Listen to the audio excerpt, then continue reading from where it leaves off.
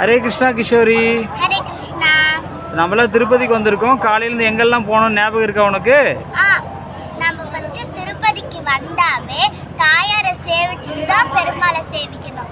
ஏன்னா வந்து தாயாரோட பர்மிஷனை வாங்கிட்டு பெருமாளை சேவிக்கிறது விசேஷம்.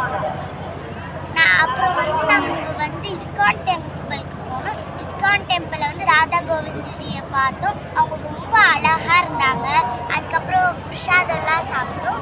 பிரசாதம் சாப்பிட்டுட்டு இங்கே திருமலாவுக்கு வந்துட்டோம். திருமலாவில் வந்தாவே ஃபஸ்ட்டு வராக பெருமாளை தான் பார்க்கணும். ஏன்னா வந்து அவரு தான் ஸ்ரீனிவாச பெருமாளுக்கு வந்து இடத்தையே கொடுத்தாரு.